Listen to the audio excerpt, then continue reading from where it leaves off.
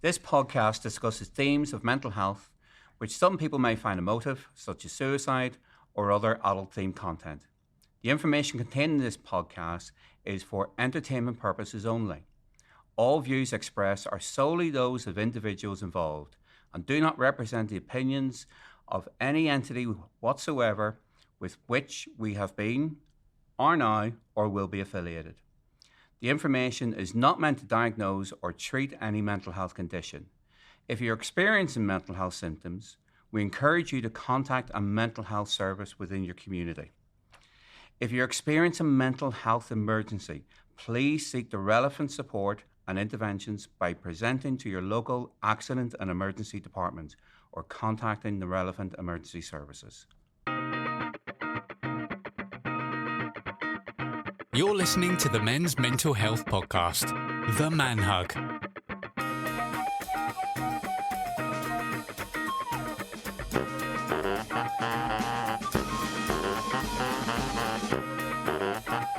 Welcome to The Man Hug, the monthly men's mental health podcast. I'm Dean McShane. I'm Dan Cooper. I'm Ian Pearce-Hayes. And I'm Conleth Kelly. Each month we will discuss a different topic related to men's mental health, which will include a guest speaker who will discuss their own personal story. And each month we will also be showcasing an organisation or charity within the Merseyside area who work within mental health to help build your signposting skills.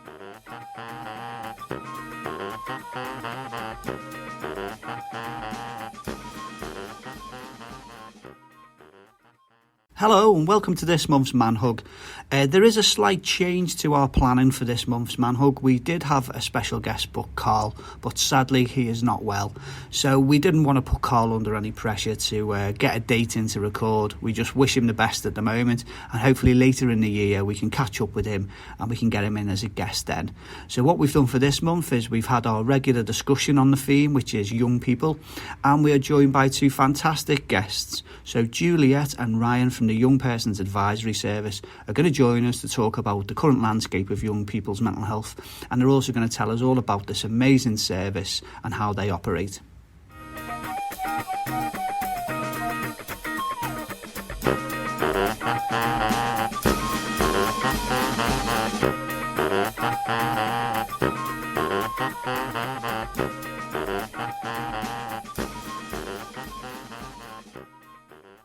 So it's this part of the Man Hug when we, the hosts, discuss the theme, and this month, with it being young people, I wanted to start with my usual brain health section, but explore the adolescent brain. It is an area that has always interested me, both in my clinical role with young people and young adults as a mental health nurse, and in the academic sense for teaching students all about this interesting area.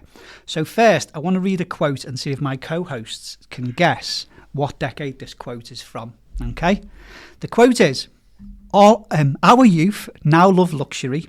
They have bad manners, they have contempt for authority, they show disrespect for their elders, they love chatter in place of exercise, they no longer rise when elders enter the room, they contradict their parents, they chatter before company, they gobble up their food and tyrannise their teachers. Dan? I'm going to go 60s. Yeah, I said the 60s to be honest. Yeah, what would you say? I reckon, obviously you're asking a question, so it's got to be 1880s. Okay, yeah. yeah. I'd say the 50s, 1950s, yeah. 50s. You would think it was something like that, wouldn't you? Yeah. You know, Victorian or what have you, or say 60s. But that is actually from Socrates, 440 BC. We were a little bit off, weren't we? Yeah. You were close. Yeah. So the adolescent brain has always been a point of discussion. And I feel like a Four Yorkshire Men sketch come up here, like, you know. Who had it worse in my day? So the adolescent brain is a brain that is still developing and maturing and is especially active during the teen years, but the brain's development is influenced by social experience and can lead to changes in behaviour. A couple of facts which I love about it. The brain stops growing in size during early adolescence, but it continues to develop into mid-20s. So what we tend to see with the adolescent brain, it's still learning a lot of processes up to like sort of mid-20s, which a lot of people aren't aware of. The amygdala, the emotional part of the brain, is much more active in adolescence. So as we mature from children to adults, our brain undergoes massive changes. And here are some of the important ones. Well, the frontal cortex, that builds and then prunes networks throughout adolescence, which helps the brain to become more efficient. This allows for a huge expansion in skills. In the frontal lobes, the brain similarly reinforces the most important connections. It shows up in brain scans as a notable increase in white matter, so you can actually see it happening.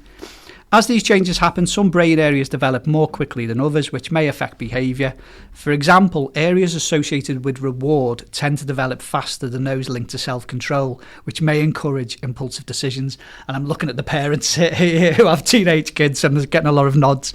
But on average, they have greater activity in their dopamine signalling as well. And we talk about that neurotransmitter a lot on the Man Hug. It's associated with pleasure and curiosity. So compared to both adults and younger children, they get bigger spikes when they experience something that is novel or exciting. So many teens have greater fluctuations in these neurotransmitters and hormones, such as serotonin, GABA and cortisol, all of which can modify their mood. Last, and this is really interesting about teens and their famous tiredness. This is often mistaken for laziness or apathy or a stubborn refusal to go to bed at a reasonable time, but in truth it's beyond their control. Their body clocks are programmed in a way that is simply out of sync with adult rhythms. Again, I'm getting a couple of nods in the room and disagreements. So measures of most abilities indicate adolescence is the healthiest and most resilient period of the lifespan. Changes from childhood to adolescence, we see great improvements in strength, speed, reaction time, mental reasoning abilities, immune function, increased resistance to cold, heat, hunger, dehydration and most type of injury. But the scary thing is, overall morbidity and mortality rates increase 200 to 300% from childhood to adolescence. So quite a scary thing. The primary causes of these deaths or disability are related to problems with control of their behaviour and their emotion. We always see that increase in risk-taking behaviour, sensation-seeking and sometimes erratic behaviour. We see increased rates of accidents, suicide, homicide, depression, alcohol and substance use, violence, reckless behaviour, eating disorders, health problems related to risky sexual behaviours. So it's no wonder that historically the average teenager has complained of feeling misunderstood. Our traditional explanation for adolescent behaviour has been frustratingly crude. Their risk-taking, rebelliousness, impulsiveness and general irritability can be so easily blamed on things like ignorance and immaturity, or their raging hormones and increased sex drive. But neuroscientist Sarah Jane Blackmore, the author of Inventing Ourselves, The Secret Life of the Teenage Brain, recently put it is not socially acceptable to mock and demonise other sectors of society, but it is strangely acceptable to mock and demonise teenagers. So some really nice advice from child psychologist Terry Apter to finish. If you do nothing else, simply expressing a genuine interest in what teens are feeling and helping them to understand the reasons for the challenges they are facing may itself pay huge dividends. She notes that teens are often particularly receptive to the idea that the changes in their brains can be shaped by their actions. The truth is that the more they practice skills like self-control and the regulation of their emotions, the better they will become. A fact that is very empowering. With the right support, that mental explosion may feel less like a shocking jolt and more like a burst of fireworks. Dramatic, yes, but also creative, awe-inspiring and beautiful. Conleth. Well, I've got a couple of things here. I'm going back to the old days of being the statistician, Stato. Got a couple of things here with regarding children and mental health. And a lot of the statistics, I did actually go around different places, whatever, looking at the research. But I did actually focus in on the children's study because I know I've actually dealt with them before in the past. And some of the things they were actually coming out with, so 1 in 6 children aged 5 to 16 are actually likely to have a mental health problem. And also 17 to 22-year-old women are the group who are more at risk within this of actually developing that mental health problem. So the things that you said was right. In the last 3 years, the likelihood of children having a mental health has actually increased by 50%. So sometimes you start thinking, okay, well, what's happened within those last 3 years for this to actually happen? Is it because of things actually happen outside within society, within the environment, or things like, or is it maybe because there's more awareness of it? There's a mixture of reasons for actually looking at this. But the Children's Society Good Child Report back in 2022 actually showed that children's happiness actually continues to decline, and they actually say that 5 children. I feel very morbid here saying these things. Now, 5 children in the classroom of 30 are likely to have a mental health problem. So given the prevalence of these mental health issues and things that are actually maybe getting access for children and young people, it's no surprise that psychotherapists who are actually doing their tickety talks, they've amassed millions and millions of followers over the past couple of years with regards to it. And it can be a quick fix and things like that, but we know it needs more than just a TikTok video to look at these things. 52% of 17 to 23-year-olds have actually experienced a deterioration in mental health in the last 5 years. But 34% of those who get referred into NHS services are not accepted into treatment. So as a service, those needs are not being met. And we've come across this time and time again with these episodes within the podcast where they've actually had to go outside. They've actually had to set up their own things, go to CICs, voluntary agencies, things like the classic one, like Alfie Squad, what actually happened with that. I can't remember what episode it was that we actually had with that, but to actually help with the mental health of these children who have been bereaved by family who have died by suicide. What things have actually been put in place for there. And there was nothing within the mainstream services. As young people, as a number of young people needing mental health actually shoots up, many are forced to find their own way, we just said there, with actually coping with it. The specialist services are actually overstretched and the waiting time gets longer and longer. Some cases GPs actually pick up the slack, but many of the young people don't want to talk to the GP. And also the fact that is the GP actually trained, are they equipped to actually deal with these things? Or are they just going to be a gatekeeper, which once again slow down the time to actually get the care that you actually need. 55% of 16 to 25-year-olds have said they've seen their GP about mental health at some point in their lives. 55%. 53% of the same age group they know of other routes of mental health support without seeing the GP, and that's actually really positive. Let's turn a negative into a positive and just thinking that's fantastic that they are aware of these things. And I know the work that we've actually done as well, our Dan here has actually helped us actually maybe going out into schools. Myself and Dean have also gone out into other schools as well, talking about mental health within GCSE population, not just men, young boys, whatever, but it was across male and female. So anybody want to hazard a guess of the average waiting time for a child to be seen by mental health services? Would you say 5, 15? 18 months. 18 months doing this. According to the child, to this, it was actually 35 days. But yeah, whenever I looked into it further, it was 18 months is that time to actually look at these things, whatever.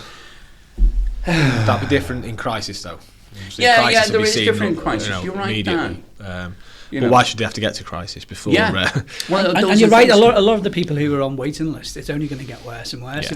If you have the emerging signs of psychosis or anxiety, if it's not intervened early, then we know it's going to get worse and become comorbid and everything else. So CAMS is what we're talking about there. It's kind of designed for all mental health for all children and adolescents, but because of the constraints on services, it's almost become a crisis sort of point, isn't it? You get sent through the CAMS if you're in a crisis, because otherwise you're waiting that long. It's those kind of things that actually stop that.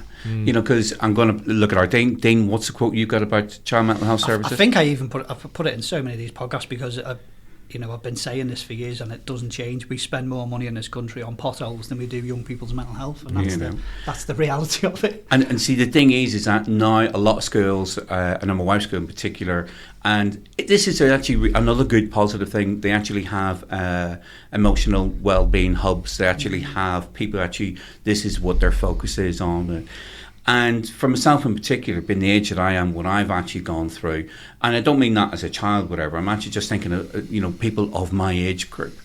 Not talking about myself individually. We've actually had COVID. Child of the North report actually is not good reading whenever it actually looks at the COVID, what actually happened with those kind of things as well. Social media as well in particular, whenever I was at school, I never felt I got bullied and things like this, but if people actually did, it stopped at school time. Now because of social media, it's 24/7. Things are actually put out there. My generation, they call us, isn't it, Generation X, whatever. And I suppose in a way, we've actually been... You're a boomer. We're actually really, really lucky for the fact that, you know, our parents who actually brought us up, they went through frugal times. We learned from that. We learned maybe to be frugal and things like this. Then whenever we got older, the internet came in and things like this. We were able to cherry pick, thinking, yeah, that's good. Oh, no, that's bad. I don't want to go down that route and things like that.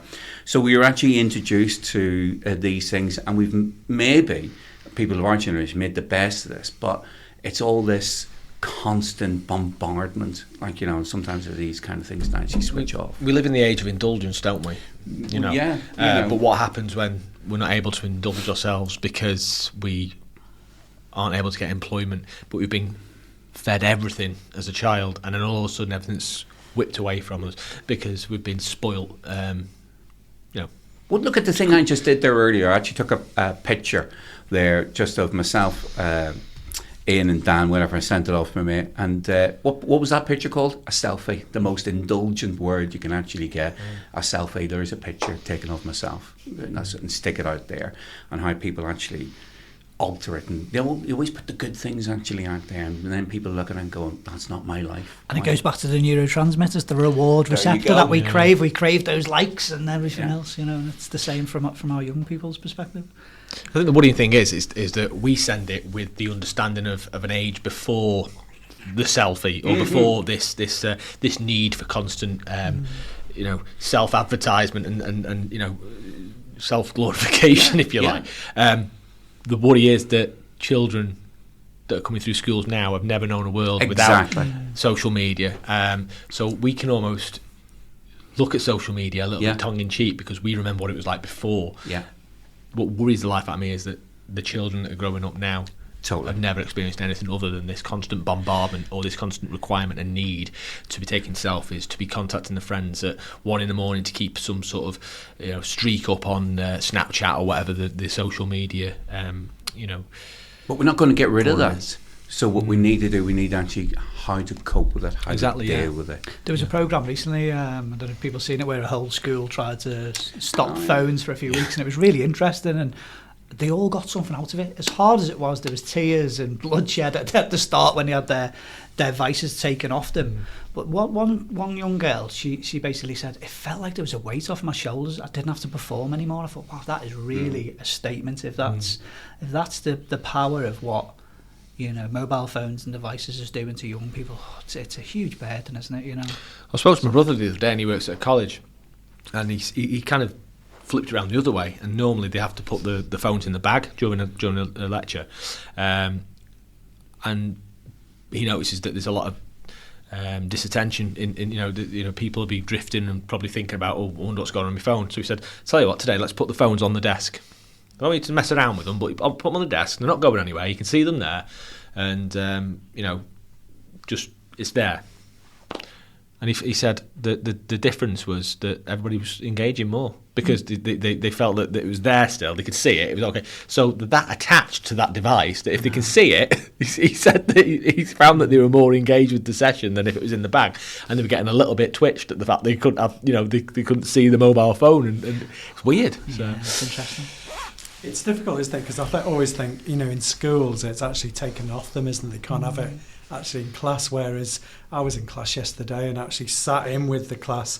I had an external speaker talking, and again, they use the phones, they're accessing different things, but the speaker was so engaging, and that's the key, I think, isn't it? It's trying to get them away and draw them away from the phones. What's interesting, I think, from what Dean started off with that quote, when was this? Which decade? It was something BC, wasn't it? It was Socrates, so it's a long time ago. And I think those challenges are always there. That was the point, isn't it? Yeah. And I think for every generation there are those, but I totally accept, I think, you know, the minefield that's out there with social media, as Conleth's explained, the real, you know, difficulties, and it's the learning then, I guess, how we gauge with that. And for me, just thinking about it, I was thinking, you know, what's interesting, we've all been young people, haven't we? So I know, you know, as a parent, I guess sometimes you think, right, this is what I'm going to do. So I definitely, for my poor son, if he's listening, is that I definitely thought, right, I definitely need to teach him swimming. So we used to go to the baths from a few months old. He was in the baths, and he's a brilliant swimmer, because I always had this, and we're an island and there's water everywhere, and so I definitely had that thing, and that he needed to be swimming and then going to school. And then the other thing, because he was an only child, we'd always wanted a lot of kids, and I won't go into it. We had one child, and we were very lucky and grateful and everything for that. But I was thinking, oh my God, he's on his own. So he was in every child, mother, toddler group. And I worked shifts and stuff at the time, but he was in every group, and I got him into everything. Anna's sister's got a number of kids, so we always met them because there was 4 kids. My next door neighbour fostered, so he was always round there. So as a consequence, I always thought he's got to have friends, so he's very good socially. He just doesn't like being left on his own. I'm joking. But I just had that thing that I wanted him to have friends. So you realise it's those, those things. So he's very sociable and stuff. My son as a consequence. But there's some things that, I'd be much more relaxed now, perhaps not. But I think it's those things, isn't it? We learn the challenges and stuff are always there. I always think the thing that I've learned, I would say, it takes a village to raise a child. And I think, that is the case, and we're part of this bigger, obviously the Man Hug is about this sense of community, about people being involved, and it's acknowledging that and understanding. So the pressures, certainly now for any kids who've got any, we're talking about special needs, then that's why the councils and crisis, Conleth's just gone through some of the figures. Anyone with, that needs a care package of any sort, they reckon 40-50% of councils are facing bankruptcy in the next coming period because of that, trying to manage for, and it's awful for those kids, and the consequences, social media, lockdowns that we've had and all those things. So I think it's actually trying to look at, what it is. For me, it made me realise the one good thing that I realised how young my mum and dad had been when they had me. My dad was in the force. I was born abroad. I was born in Nairobi. My sister was in Germany, so we were actually they were only in their 20s, and it made me realise how difficult. I was going to say there's no textbook or manual, is there, how to raise a kid? There are textbooks, but you're doing your best that you can, and it made me reconnect with my parents, and certainly with my dad, in terms of the difficulties that they'd had as in their 20s, being in, they were in Kenya in the British Army, and raising that. So I made me reconnect in terms of, and I guess the key thing that I've learned is that, I feel very, very lucky. It's about just providing care and loving kids, and that's, for me, that's the key thing. However you struggle through all sorts of difficulties, it's just loving kids. That's the thing, and I feel very lucky and blessed. That's the lesson. You can get this, that and the other wrong, time to go to bed, all those sorts of things, but it's actually just being loved and being in that, and that's the key thing. I always think. I wish you were my dad, Ian, to be honest. I'm old enough to be your dad. Just to say one thing around that, because I've maybe mentioned before, like Frankie Boyle, the comedian, how controversial he'd be. I know you're not that fussed on him, whatever, but when he actually, Frankie, do you ever regret any jokes or whatever? And he actually said the one he actually regrets was there was a public health ad in Scotland, talk to your kids, doing this, and that's all it was, more or less. Include your kids, be part of the family, things like this, whatever. And he slated that, and he actually goes, why did I do that? And you go to the Scandinavian countries, where a lot of Scandinavian countries, they go maybe on a Friday afternoon, right, okay, you finish work on a Friday afternoon, go home, but spend time with your family. And that's it, so sorry, interrupted, sir. Yeah, just, I suppose the main thing for me is if we're talking about childhood, then looking at it from the perspective of your mental health as a child, but then that development through to adulthood is key, isn't it? And we've kind of discussed that already, really. But the impact that, as a parent, you put pressure on yourself sometimes, because you think, well, if I mess this up, then they're going to take this into that adulthood, and childhood trauma can lead on to so many different negative aspects, can't it? And difficulty with them being able to form relationships if they've had a negative relationship with their own parents, and obviously lead on to substance abuse, and all these sort of negative emotions, depression, PTSD can come from from negative abusive childhoods and things like that. So I always go on and talk about something personal, don't I? Which probably shouldn't, but I always think that my dad's life was very much dictated, by his childhood, in that he had a quite a negative upbringing, or a negative relationship with his father, who wasn't particularly nice to him, would always put him down and things like that. And interestingly, talking about the brain development going into the early to mid 20s.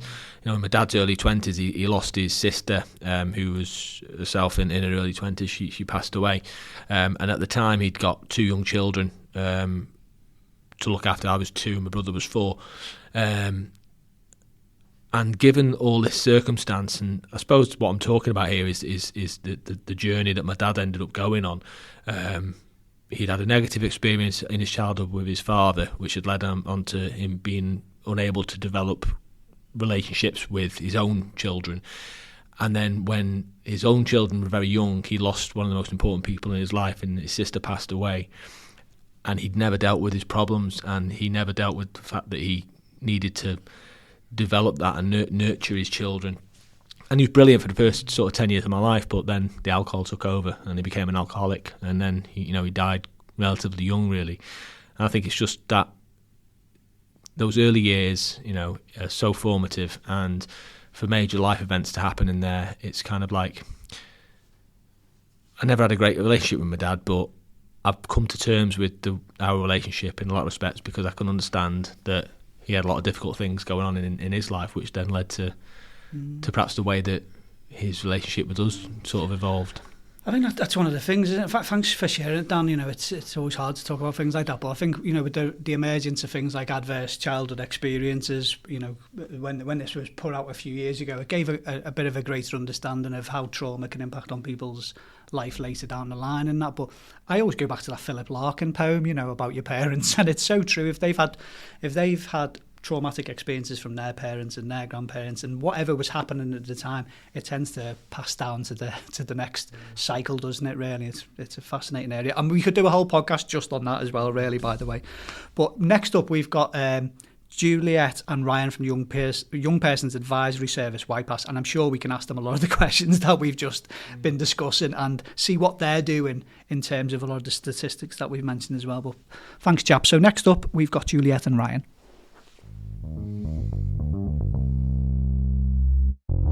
You're listening to the Men's Mental Health Podcast, The Man Hug.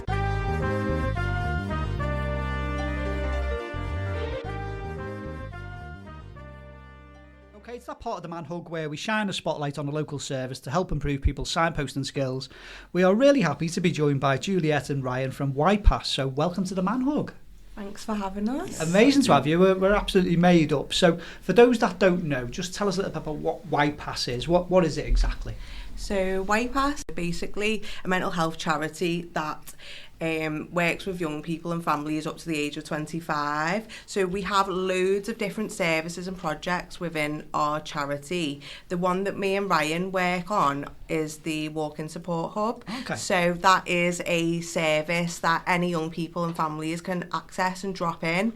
We're based in our central hub, and anyone can drop in for a bit of support and advice on the day. Amazing. So what does that look like? So if I'm a young person who's maybe struggling with something and I'd go to your drop-in, how would I sort of be greeted, and what would that look like? So we have a little reception area, so we've always got a warm, friendly receptionist who will take down your basic details, and you'll be invited into one of our drop-in rooms with our duty practitioners. So it works on a duty rota, so we've got our dedicated staff team, and we'll basically sit down with the young person or the family, and we'll go through the expectations of what they can expect within the drop-in, and we'll also go through the confidentiality policy, but also let them know that we'll be doing a bit of a welcome assessment to them, and basically working with them around what their mental health is like at the moment, and whether we can put in place any support plans for them within the service, or also signpost or refer into any other specialised services that might be helpful for them. Don't know if you want to add anything on that, Ryan? Yeah, I mean, all I was going to add was a lot of us, it's quite like a multidisciplinary team, so there's a lot of us that are from a whole host of different backgrounds. There's me and a couple of us who are all so what's coined associate psychological practitioners, so we've all done different sort of psychological therapy and wellbeing intervention, different, all that jargon, but you know, the different courses and things like that and qualifications. Then we've got a few people who are social workers and different youth workers at different points, some people that have worked with like SEND and things like that, so we've got quite a range of skills that we kind of employ a lot, really. The idea being that we can make sure the best person, you know, is in front of whoever is in the room at the minute, whether that's if they've got like a gender requirement they need or anything like that, just as much as we can, making sure it's the best person for them. That's incredible. But before we go, and this is your drop-in service, before we go on to everything else that you guys do, we were having a chat before around the current landscape of young people's mental health in the UK, and it's not great, is it? So having a drop-in, how busy does that get? You know, we Conleth was saying before about 18-month waiting lists for the likes of CAMS and things, so how busy does that get them? It can get really busy, and we are seeing a lot more young people coming in for our drop-in service whilst they're actually on waiting lists for like the likes of CAMS and things, but they just really want to speak to someone on the day. So we're so happy that we're able to offer them something on the day, because no two drop-ins are the same. So like Ryan was saying around, we all have different skills and things that we're trained in, so we'll use our knowledge to try and get that session as most efficient for the young person. For example, if it's a young person like struggling with panic attacks, we'll have loads of different breathing cards and things like that to hand, and we'll actually go through them with them, and we'll just try and fit what the young person needs within the session. Like, we have loads of fidget toys on hand if they've got any neurodiversity and want to fidget with things, loads of stuff really, isn't it, Ryan? Yeah, I mean, in terms of sort of numbers as well, like we probably, I reckon on our estimate, like 10 a day, maybe a bit more than that, so you know, it's hundreds a month that we're getting through, but generally we're quite quick and quite consistent at getting able to get through them with the odd little break here and there. And we always say that, like, people may have a little bit of a wait or a little bit of a backlog, but it is always faster than like the alternative, like going to all the hay and sitting there for however many hours or whatever. So busyness, it can get busy, and it's definitely a range in terms of the kind of thing we see through the door. That's part of the fun, part of the stress. But Did you notice, because I remember during COVID there was a lot of like medical reports coming out like predicting this huge spike in young people's mental health because they were, you know, isolated and locked away for long periods of time away from their friends and things. Did you see post-COVID that sort of spike of referrals? COVID's probably the one of the biggest things we deal with right now. People don't even realise, I think, as well, until we're sat there talking to them about it, and the amount that COVID has impacted people, whether it's because they finished primary school and then came back and they were in high school all of a sudden, and the whole social dynamic's different, and they missed out on all that socialisation as well, and then all COVID related grievances, all that kind of thing. It's kind of been permanent into everything at the minute. SEND referrals are through the roof as well, like, and the backlog's crazy again because of COVID and all that time alone with the kids. Parents are kind of realising, oh, actually maybe they are autistic or have ADHD or something like that. So yeah, definitely involved, I think, a lot. Wow, it's really interesting, isn't it? We had Chris from Gyro, your Gay You Far Out section on podcast 6, which was an amazing part of YPAS, and we learned so much about young people and LGBTQ+, which is another one of your amazing areas of YPAS.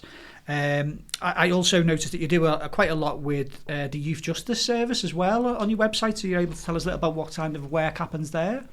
Yeah, so our youth justice service is called Quell. At the moment, that's a closed pathway, so they get their referrals from themselves. But we've got our lovely Claire and Louis who work within that service, and they're able to work with young people around their mental health who have experienced the youth justice system, and they're really flexible, adaptable into engaging the young people and building trust with them, and just being a safe professional that they can build up a positive rapport with, and they're really good at what they do. So that's amazing. Yeah, I mean, they've all, I think, between the two of them, a lot of different experiences in different places.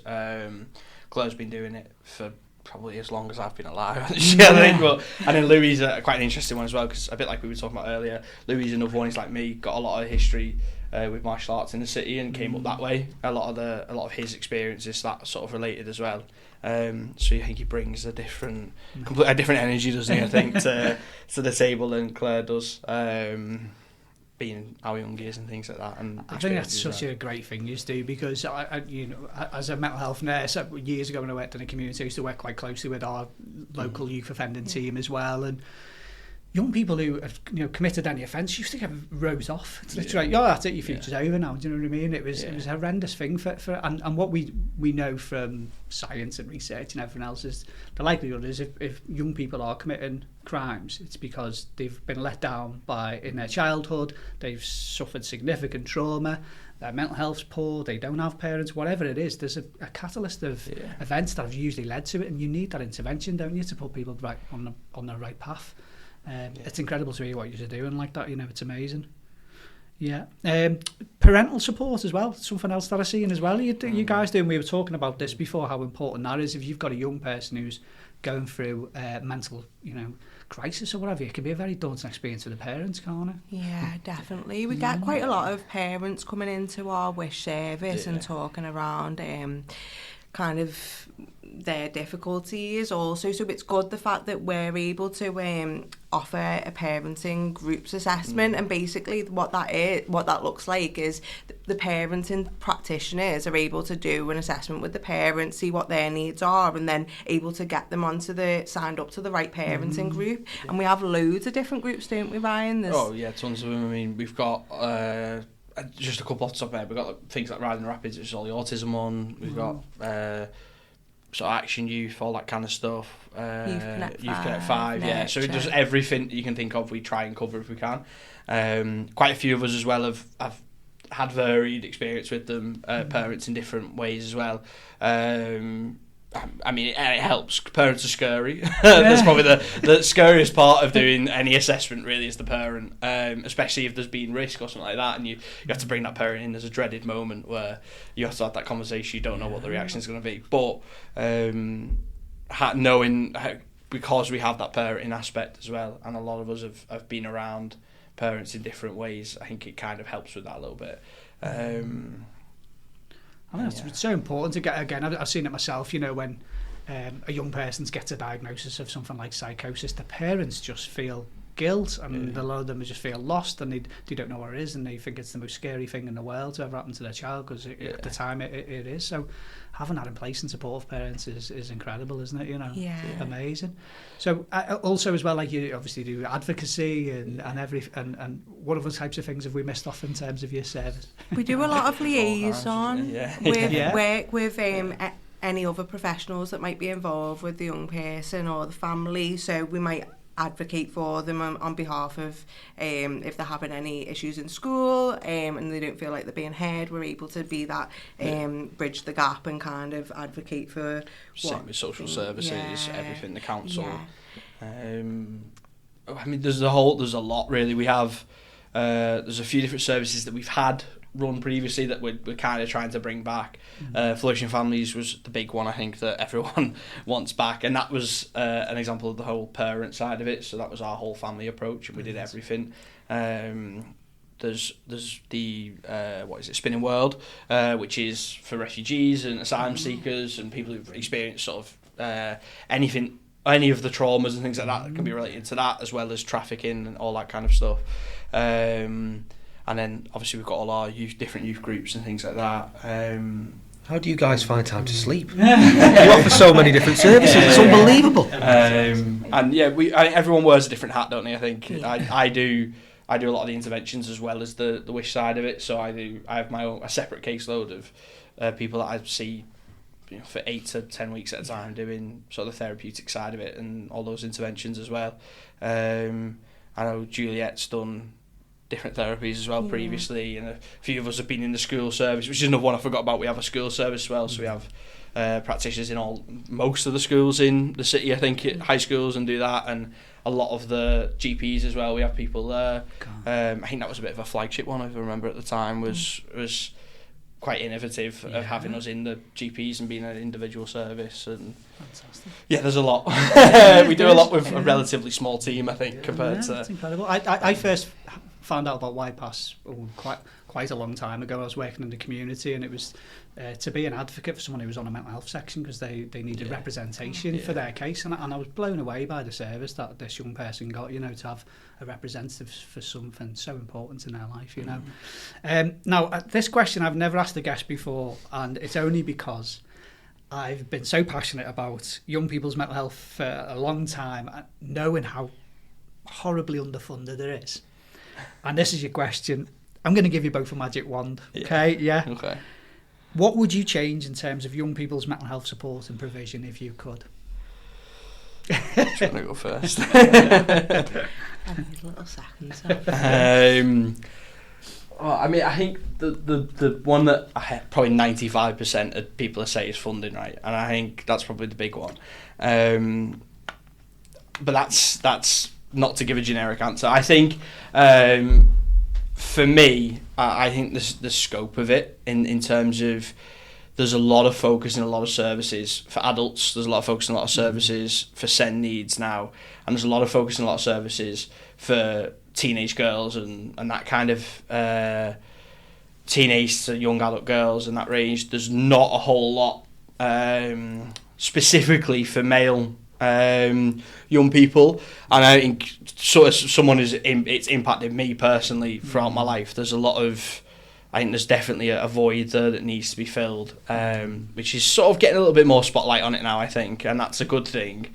But we need more money. Ultimately to do it, yeah. But no, I think that's something I wish was more prevalent, especially when I was a kid as well, and a teenager and things, I was lucky I had the martial arts and things like that, but a lot of people don't. So, and that's a lot, I think, what I see now is a lot of young lads that come through and just don't have any idea whether it's a sexuality thing, whether it's a mental health thing.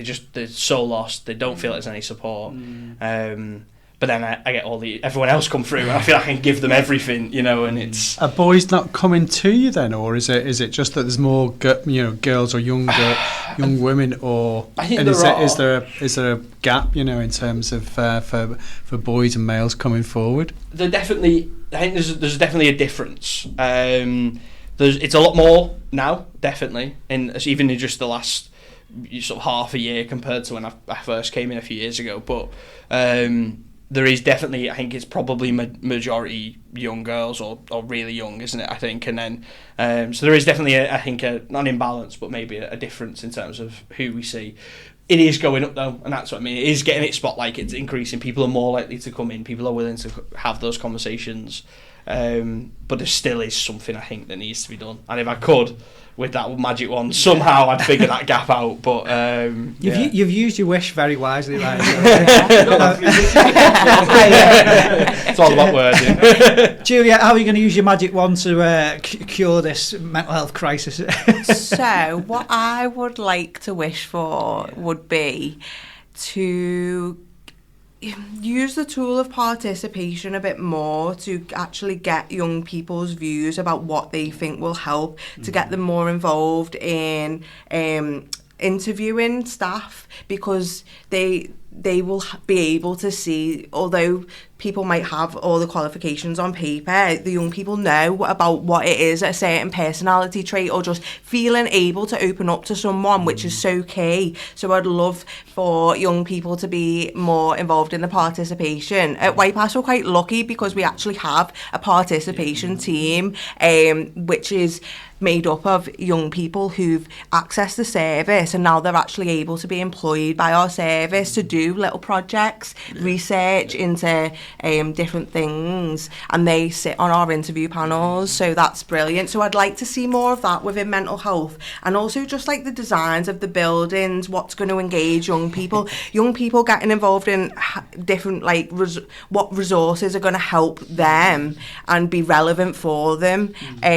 So yeah, I think that's my wish. Brilliant. And I think co-productions show they're experts by experience, even at a young age. They're going through it, they know it best, so involved in them. Yeah. Without realising as well that both of you guys have just hit on two of the reasons we started this podcast in the first place. So Ryan was talking about exposure to getting more men talking about the mental health and getting in there and getting support, and then yourself, Juliette, mentioned about the lived experience as well. And those, I think that there's key things within mental health that we need to continually try and attack and engage with, and use our magic wand if we can to get moving forward. You did give me a spike of anxiety though, because I remember going for my first CAMS job and there was children on the interview panel, and I know it's a great thing. The first question was, if you could be a flavour of ice cream, what would you be and why?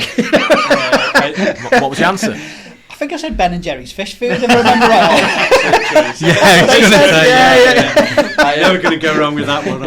We've got our youth panel, don't we, for all our interviews. That's a sort of a big thing that we do, is we have our pack team that Juliette was on about just then come in, and they do a lot of the vetting for interviews and things, and they're quite important, to be honest. When I first interviewed, I think you kind of think that it's part of something they do, but no, in reality, now seeing behind the curtain, it's a really influential sort of decision that they make, to be honest.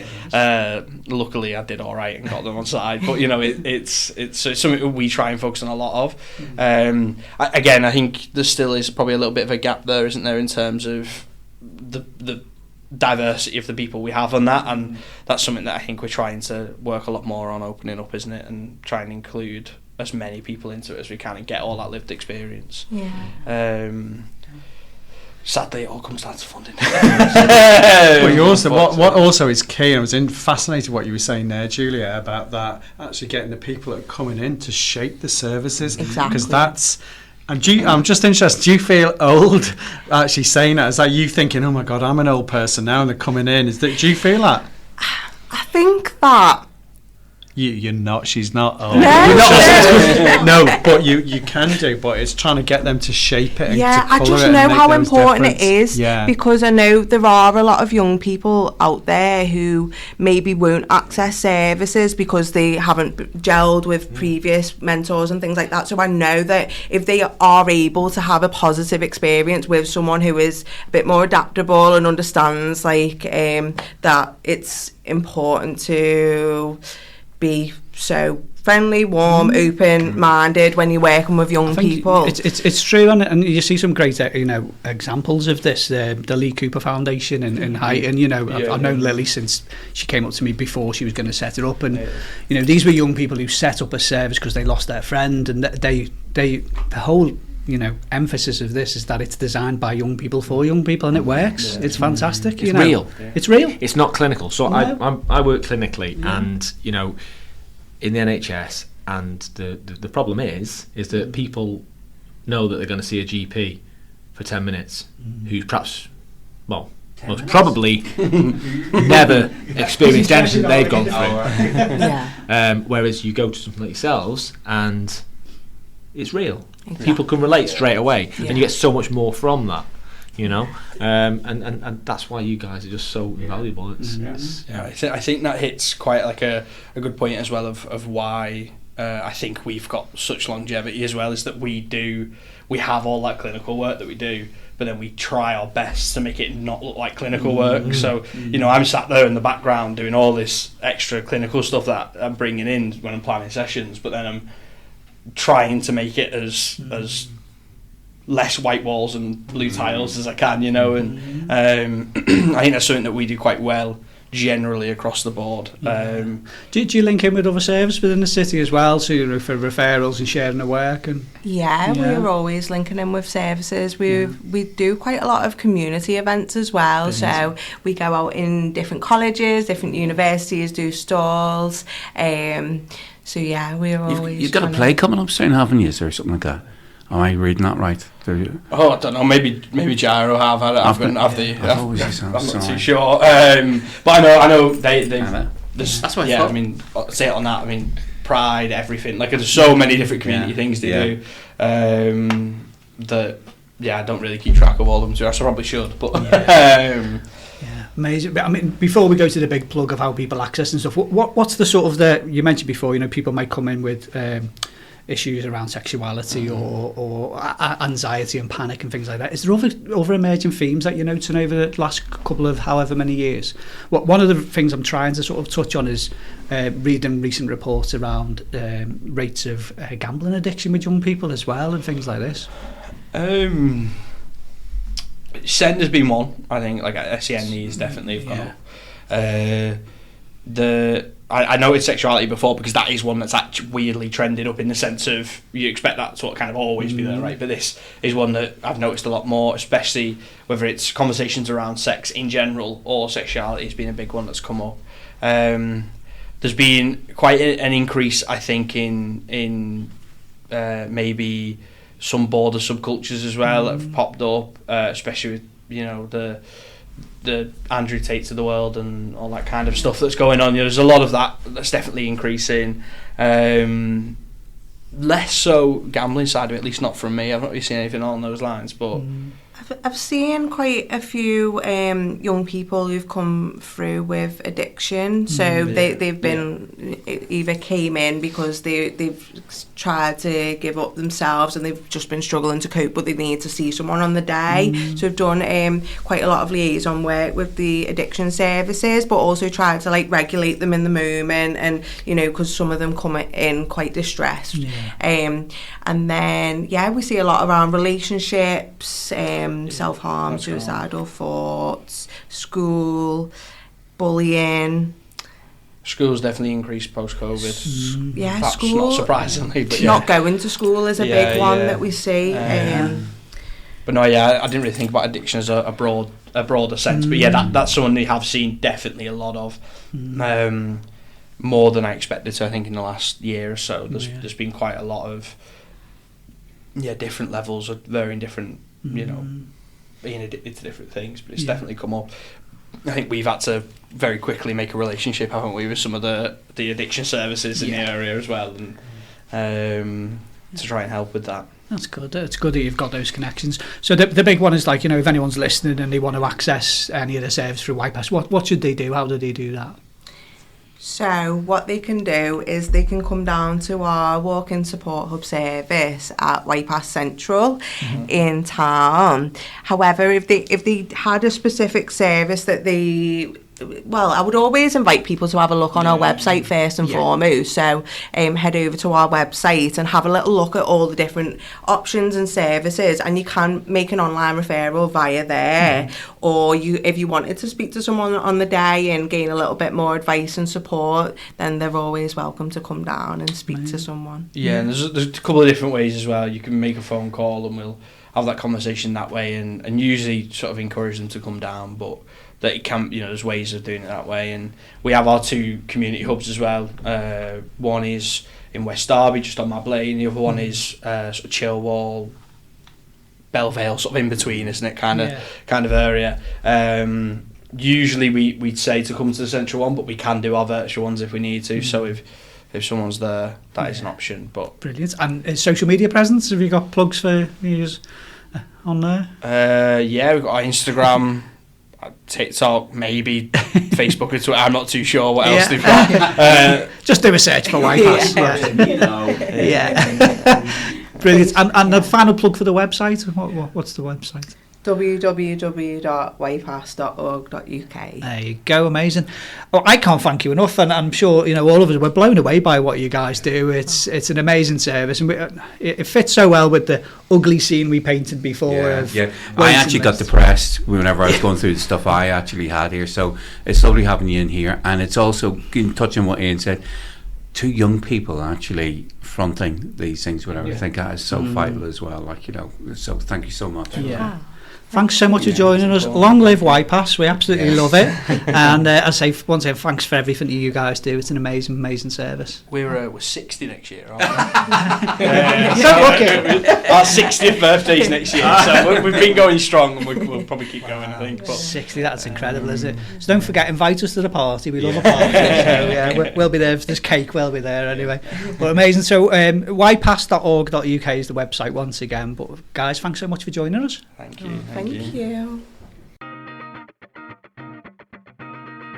So follow us on Instagram at The Man Hug Podcast.